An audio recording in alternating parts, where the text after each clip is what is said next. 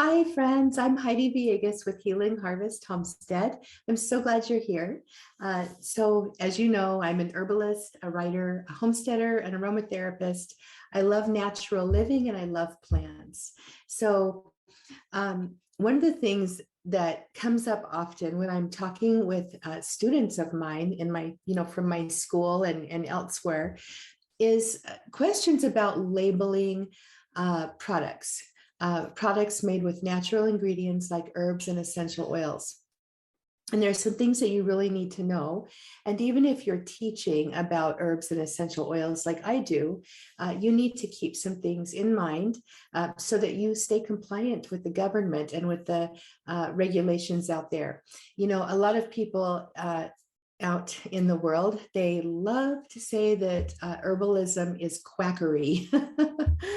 And I'm sorry, I have to laugh because it's not. Herbal remedies and herbal traditions have proven thousands and thousands of years of efficacy and effectiveness for people all around the world. And about 80% of the world's population right now still rely on herbal remedies and natural ways to keep themselves healthy and to heal. I think it's us in the developed countries who've kind of lost our ways. And I do believe that I think that allopathic medicine has a place and is very valuable. And so does alternative medicine, and especially herbs and essential oils. And I think it's best if we can combine them skillfully and well, so that we can work on preventing problems in our bodies instead of, just doing symptom management, which never works. I know from many years of failed medical experiments on my body, to the point where I started learning herbalism, and now we manage everything naturally, and what a blessing that is. Anyway, let's get back to the language. So what happens with people when they start learning about herbs and essential oils and how to make natural body care products is all of a sudden people want them. They want them because they smell good, they work, they're effective, and now you have to put a label on your product. So this is where we need to stay compliant. The FDA, the Federal Food and Drug Administration, does not like it when products misrepresent themselves in terms of making it sound like they are a medicine or a drug. So when we're making our products, whether it's a tincture or an herbal tea, or whether it's some kind of a lotion or anything like this, we need to be sure that we're stating things and writing things in our marketing materials. That includes websites, and also on the labels of the products that are well within the range of your scope of practice. So the bottom line is most of us aren't doctors unless we are. And by that, I'm talking about medical doctors with an actual human medical or a medical degree that allows them to practice on human beings. I've run across some doctors who aren't really medical doctors, and yet they are presenting themselves in the world like they're doctors, when in reality, they're a certain kind of a doctor, but they're not a medical doctor. So just take everything with a grain of salt and do your research on people, and be sure that you understand and know what their scope of practice is too. As an herbalist and as an aromatherapist, I am allowed to work with clients and help them make decisions about how to support their wellness. I am not allowed to treat or to cure or to prevent or to diagnose any disease or illness. That's against the law because I'm not a doctor. And this is the case with pretty much everything we put out there. If I decide to sell a lotion or a spray, I am not allowed to say, hey, this lotion or spray is going to cause you to not not age. I can't, we really shouldn't use the words anti-aging in our products. All of that has to go through some pretty stringent guidelines that the FDA sets forth. And most of us are just selling products out of our home or in our little shops. We need to really be careful about what we're saying. So I wanted to just run through what a drug is, first of all, and then talk about cosmetics. And then there's a little area in there called supplements that we should also mention. So a drug is meant to treat or cure an illness, or it's meant to affect somehow the structure or function of the body or a body part. All right, so what you can think about there is if you are saying something's going to cure your allergies, now you're talking about it being a drug. You're in the drug realm. If you're talking about something supporting, an area of your body, then you're kind of in that little gray area where you might be a supplement or providing a supplement. But pretty much if we're using supportive language and it's geared toward health and wellness, then we're pretty much okay. A cosmetic, basically, according to the FDA, is something that is poured on, sprinkled on, sprayed on, washed off, and it's meant to beautify or improve our attractiveness or our skin, or otherwise altering the appearance of our body. So that is what the FDA considers a cosmetic. Now, we still have to be really careful of our language there, because it's very easy to overstep and be in the realm of a drug if we're not very, very careful. So be sure, if you're selling things, to just look over the FDA's guidelines. But I'm going to just share with you some words you can use. So if you're making essential oil products or products using herbs, you really need to be careful about your language. One of the reasons is that in our country right now, in the United States, we are so blessed and fortunate to be able to practice herbalism and aromatherapy without a great deal of interference from the government, as long as we stay compliant with their guidelines. So I like to think we're very fortunate. The thing is that if many herbalists out there overstep the boundaries, and there are people who do, and the FDA just gets fed up with it enough, they could come down on herbalism and start regulating it. And that would not be good for anybody. In that case, my fear, hey, you and my cat's here. My fear would be that all of a sudden, we're not going to be able to hold plants in our home. And if you think that's a joke, think again. I have a friend in Ireland, and she tells me where she's at, they're not allowed to have over a certain amount of St. John's wort in their home, which grows wild. I mean, we don't want to go there into that realm. We do not want that. So it's important that we all respect what the government rules and regulations are and stay within our boundaries. So you want to be sure that you're avoiding words the FDA considers are applicable to medicine, okay? So the language that you shouldn't use are treat. Please don't say you're going to treat somebody, because that's what a doctor does.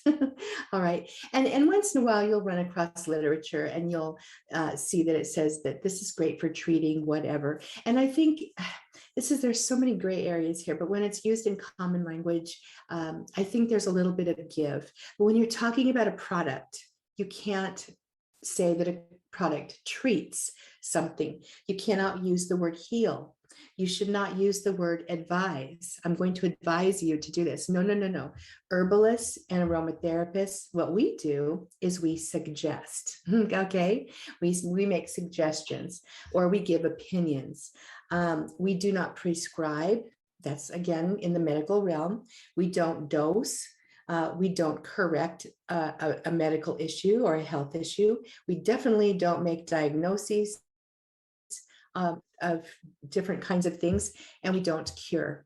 Now, if we're working with a client and the client comes to you with a specific diagnosis from a medical doctor, then as an herbalist or an aromatherapist, we can hopefully work with that medical professional, but we can suggest some herbs and essential oils that can support the body's natural process of healing. We're not healing, the herbs are not healing. The herbs are supporting the body's natural process. Do you see the difference there? There's some really fine lines, and it's very important to start in your mind getting used to speaking in the correct way when you're talking about herbs and essential oils. You need to keep in mind that this language extends to how you name a product too. So you really can't name a product herbal healing salve. Okay, keep the word healing out of it. You need to start getting a little bit creative with your language. And I'll be honest, when I was selling products years ago in my little Etsy shop, I was annoyed by all this because I just couldn't imagine why I couldn't just speak straightforwardly and let people know what my products were meant to help with. And the fact is that I was not in compliance there for a while. I actually ended up shutting my shop down because I couldn't take the stress of not being absolutely 100% sure that I wasn't overstepping my bounds. And that's when I decided just to start my website and share information with people. And that's kind of how I emerged into all of this. So anyway, words that we can use descriptive words. Okay, so you can use words like soothe or calm or ease or comfort. You can use words like support. Of course, you're going to hear that one a lot in the herbal world. Relax, center, cool, warm, balancing. You can use restoring, nourishing, supporting, rejuvenating. You can use discomfort. You can use wellness and health. And there are many other words that you can use. You can use common ailment, but you really shouldn't be talking about it. A sickness, okay? It's also just fine to talk about an herb or an essential oil's spiritual, emotional, or energetic characteristics. So we can say things like, it can uplift your mood, all right? Instead of saying, we're not going to say lemon essential oil can help you stop feeling depressed. We're not supposed to say that, at least, and especially not on your products, okay? We can definitely share how the herbal preparation or the essential oil supports a person's general well-being, all right? So we're allowed to talk in terms of those things too. It's also just fine if you're speaking with customers that you might have. It's okay to share your own personal experiences with the product. So you could say something like, for my allergy issues, I found that taking this combination of mullein and marshmallow really helped to, my body deal with allergies in the springtime, so something like that is probably just fine. Or you could say something like, one of my favorite things to do when I'm on long drives is to put a little peppermint essential oil in my car vent. It helps me stay awake naturally and does a really great job. So you can say things like this. Here's some other examples of language that can be dangerous. So you can't say something like, hey guys, fennel seed will stop heavy bloating and gas after a meal. You can't do that. What you can say is something like, fennel seed can help relieve discomfort after a heavy meal, okay? And even better, fennel seed might make you feel a little more comfortable after a heavy meal. So do you see where I'm going with this? You cannot say, hey, valerian root's going to get rid of your insomnia. No. What you can say is, valerian root is really helpful for me to get a great night's sleep. Or it's a powerful option to diffuse in your environment for restful sleep, something like that. You cannot say, hey, this massage oil will lower your blood pressure. Nope. And what you can say is something like, you can say this is a calm heart massage oil. You could name it something like that. Or you could just say, one of the ways I use to naturally manage my high blood pressure is to use essential oils that calm and soothe my, anxious feelings, so that I feel better and I'm less stressed out. So you can say things like this. If you make a wrinkle and a wrinkle reducing product, for example, you can't say that. You can't say, hey, this amazing serum is going to reduce your wrinkles. But you can say something like, this youthful glowing serum will help brighten your essence, or along those lines. But have fun with your words. I mean, I'm so glad that I'm no longer annoyed by this whole thing with the wording and everything. But I just cringe when I see products on the market that are definitely going against what the government regulations are. And I just feel sad and kind of scared for the proprietor. Another thing is if you're teaching essential oils and herbalism, you have a little more leeway with your language. It's okay to, especially if you're citing clinical studies and well-researched topics, it's definitely okay to veer into that. This lavender is going to be really helpful for calming and soothing your, anxiety and things like that. But if you're selling a product, no, your label must be perfect. In your marketing materials too. If you are selling a product and you have a website with a blog that's connected to your shop, you cannot, the FDA will look upon your articles and your blog writings and even the descriptions of your products as marketing, and they will put that in the labeling category. So just be aware of that, and be careful. Other things too that you need to be aware of if you're labeling products that are natural, you do have to have any warnings on there that are legitimate, like keep out of reach of children, for external use only, don't ingest this, keep away from your eyes and your mucous membranes, especially if you're working with essential oils. You have to put the measurement of the amount of product that's inside the bottle on the bottle. This is not the bottle itself. So if you're using a 2-ounce spray bottle, in order for you to label it 2 ounces, the product inside must be 2 fluid ounces, okay? So just something to be aware of there.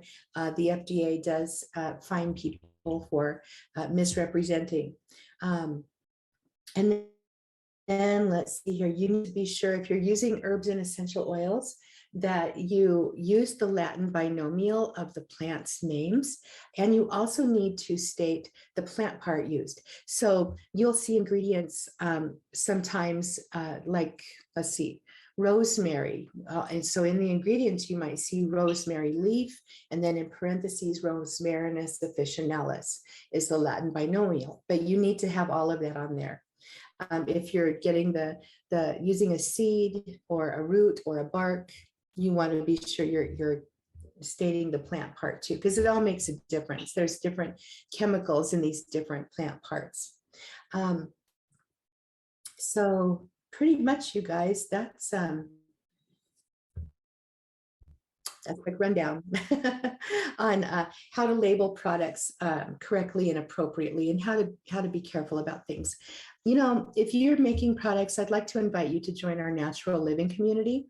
I'll put a link in the description below. It's free for everyone. I do have a natural body section in there. I also have an herbs and essential oils section in there, topic areas, and it's a great place to ask questions. So if you're labeling products and you have questions about, hey, is this okay or not?